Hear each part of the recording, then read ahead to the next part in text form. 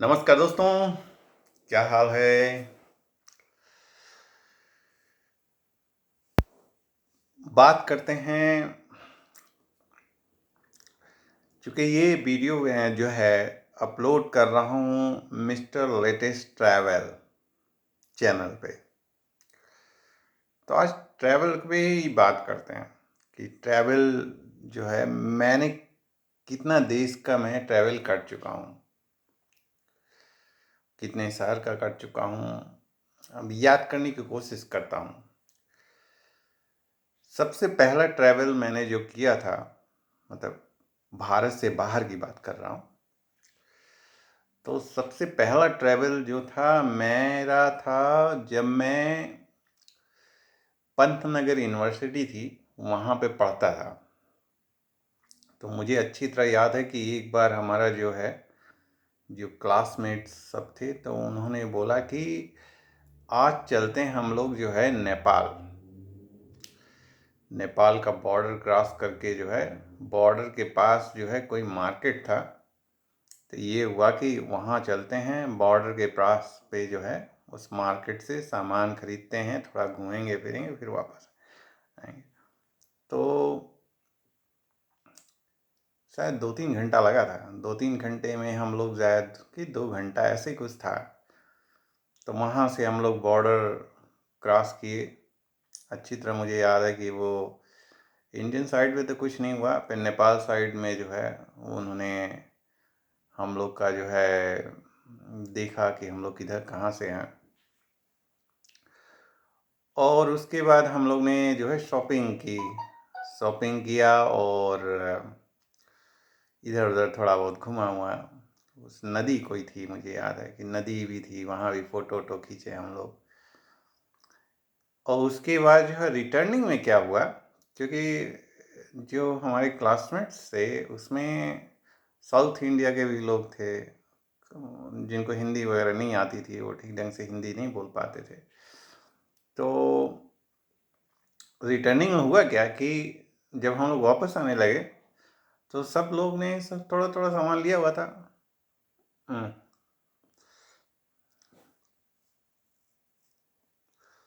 I think यहाँ पे कुछ पानी पीता हूँ थोड़ा।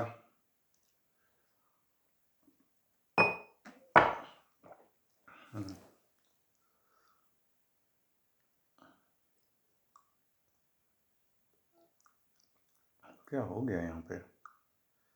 ये चमक है लाइट का, कुछ लाइट ही है ये, कुछ लग रहा है यहाँ पे।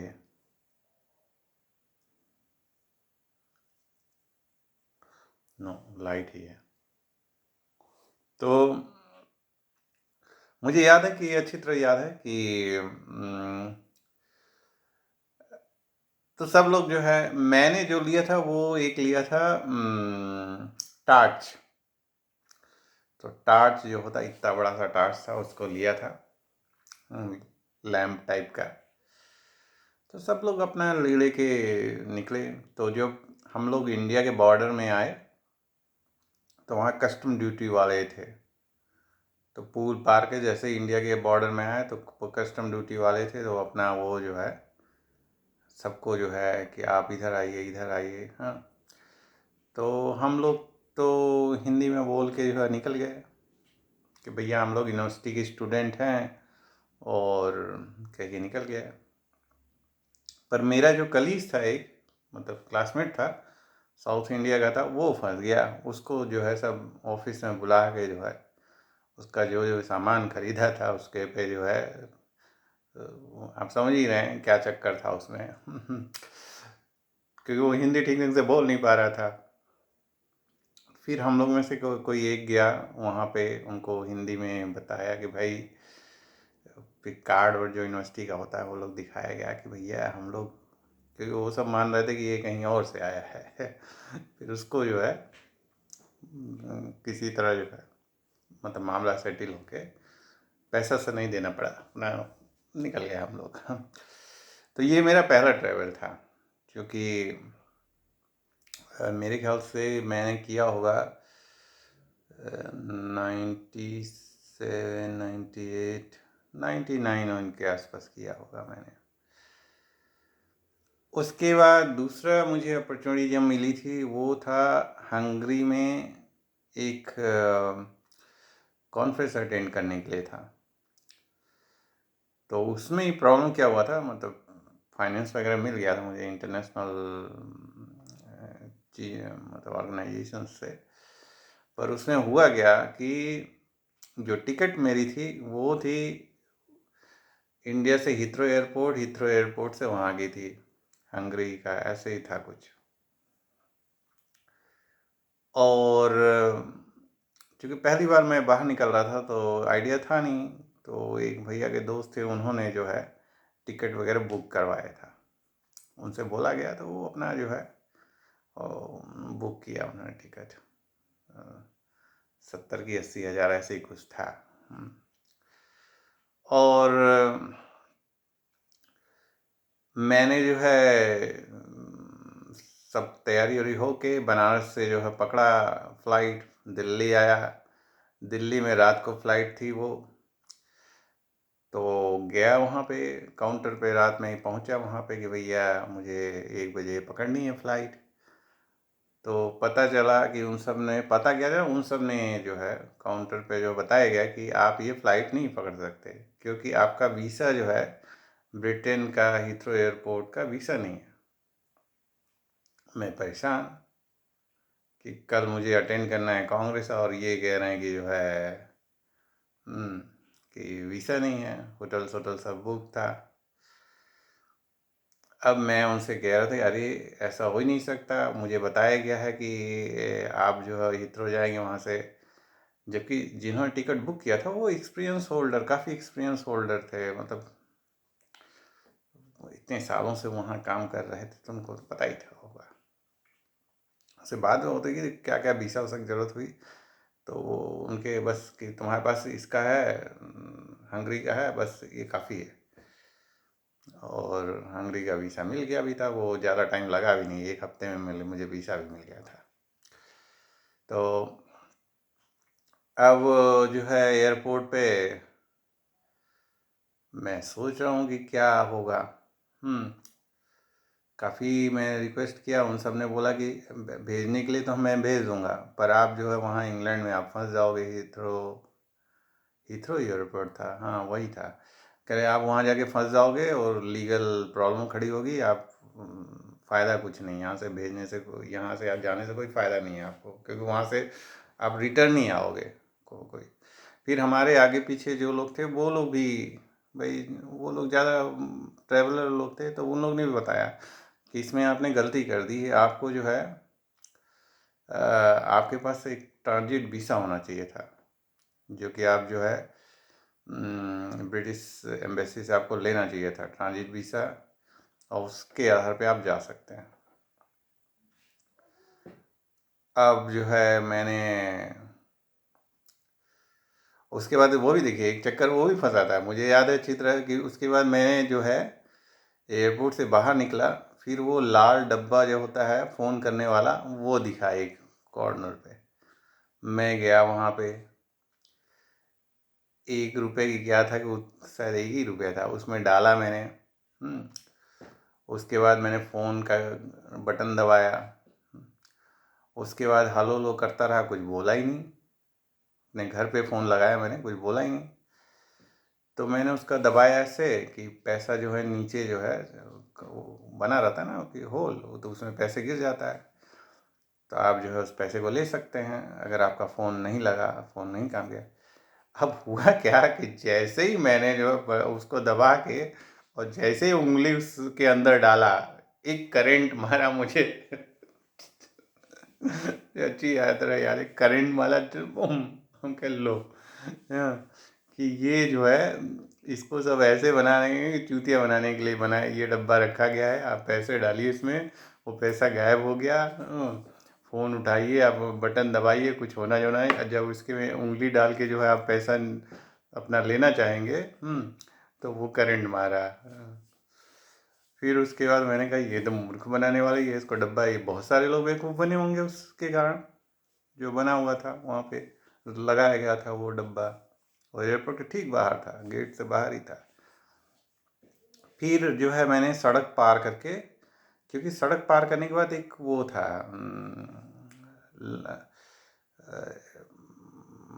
मतलब रिलैक्स करने के लिए रेस्टिंग रूम टाइप का था। तो फिर मैं वहाँ गया, रेस्टिंग रूम टाइप का, तो वहाँ पे गया, तो वहाँ फ़ोन था, वो पीसीओ टाइप का था। फिर उन लोग से बोला, तो उन्होंने पीसीओ टाइप का था, तो वहाँ पे जो है पैसा देना पड़ा, 45-40 ऐसे कुछ था, कुछ मुझे याद नहीं है। उतना रुपया दे के फिर मैंने घर पे फ़ोन किया, फिर भैया को लोग को बताया, तो वो लोग कहे कि भाई अब कहाँ ट्रांजिट वीसा वूसा, तो देखो अगर मिल जाता तो ठीक है। क्योंकि जो जहाज़ वाले थे तो वो लोग भी कह रहे थे कि अगर आपको ट्रांजिट वीसा अगर आप कल तक लेके आ जाएं तो हम लोग कुछ कर सकते हैं, पर अगर नहीं आएगा तो कुछ नहीं कर सकते। इसको कैंसिल आप कर कर अब कैंसिल भी क्या करेंगे, अब तो ये मुश्किल है कैंसिल भी होना। तो क्योंकि जहाज़ तो जा रही थी ना, तो कैंसिल भी होना मुश्किल। कोऑपरेट किया उन सब ने, ऐसा नहीं है कि कोऑपरेट किया। और अगल बगल पीछे एक, मेरे ख्याल से एक सिख पगड़ी वाले आदमी थे मेरे पीछे, तो वो उन्होंने मुझे समझाया कि क्योंकि तुम पहली बार जा रहे हो इसलिए तुमको पता नहीं है जी, कि इसके लिए जब तुम हीथ्रो या ब्रिटेन में जाओगे तो वहाँ के लिए एक तुमको जो है ट्रांजिट वीसा चाहिए, जितनी देर तक रहोगे। फिर वहाँ से तुम जहाज़ पकड़े, तुमने ये गड़बड़ कर दिया, तुमको कोई दूसरे देश में इंटर, यूरोपियन किसी दूसरे देश में इंटर किए होते, फिर वहाँ से तुम गए होते तो तुमको वीज़ा की ज़रूरत नहीं पड़ती। पर तुम जो है ब्रिटेन से यार, और सस्ता कुछ रहा होगा, सस्ता वस्ता 70,000 रुपये लगे थे उसमें शायद। और उसके बाद वही फ़ोन पे बात हुई, फिर मैंने कहा अब कहाँ जो है ब्रिटेन के एम्बेसी जाओ, और ये सब मुश्किल है काम है, ये एक्सपीरियंस भी नहीं था इतना। फिर मैंने जो है वहाँ से जो है टिकट बुक हुआ। फिर मैं टिकट क्या, मतलब उसके बाद मैं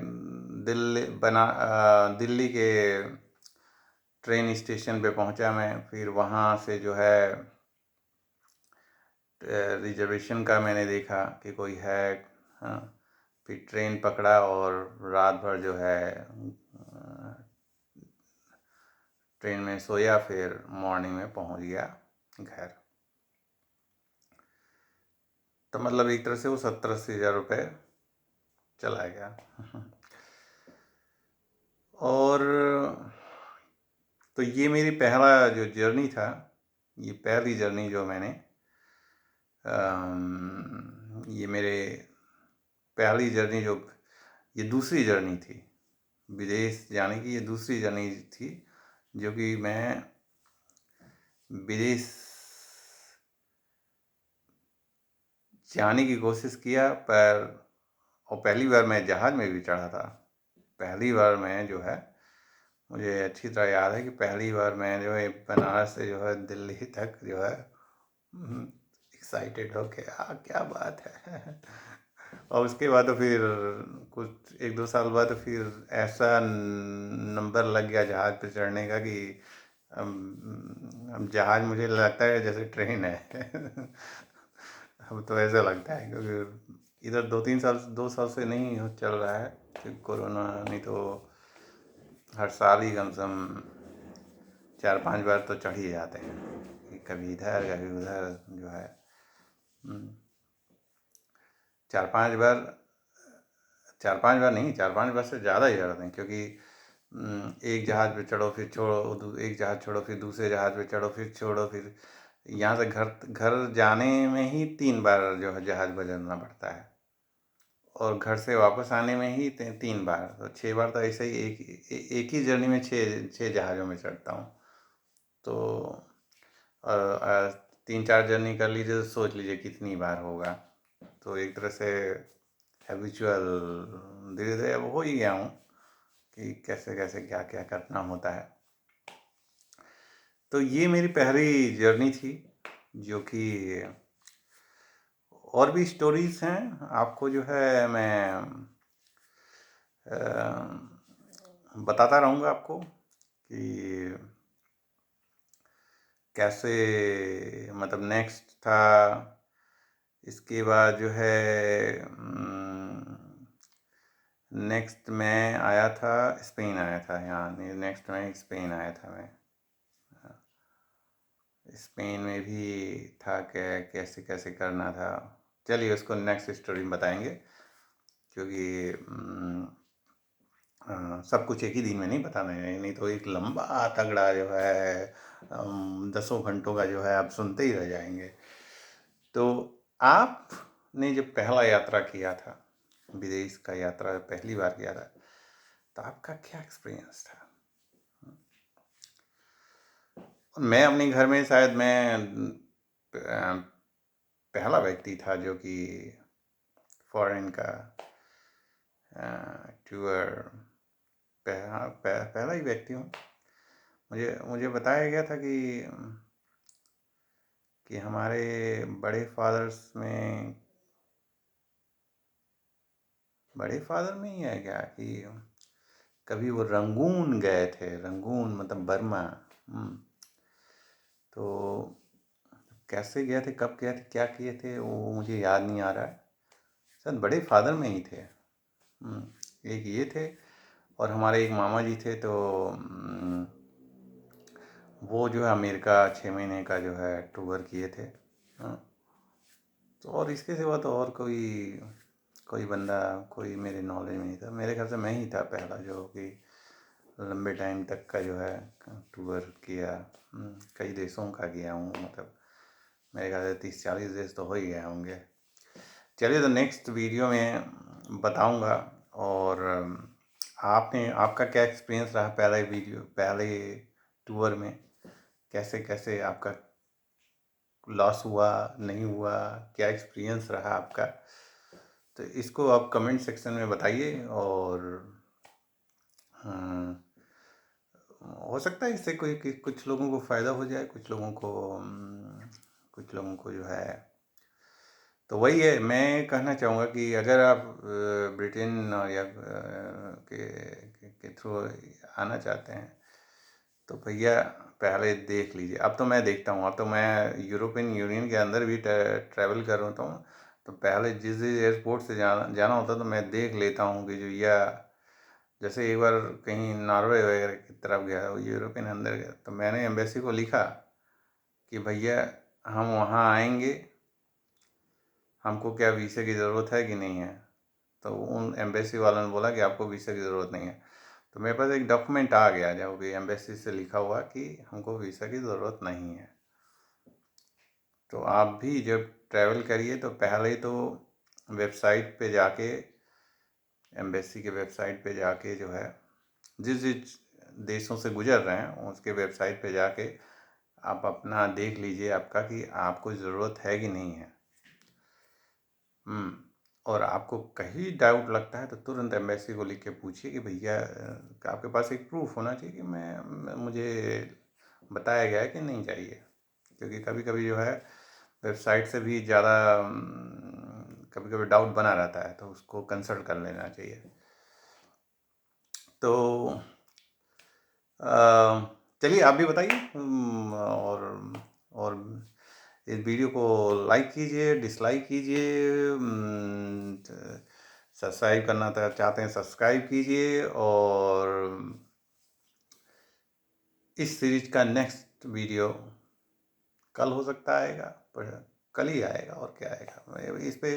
इस चैनल पर डे एक वीडियो आता है, तो कल हो सकता है मैं इसको आगे का बताऊंगा कि आगे किस देश गया था, क्या एक्सपीरियंस था।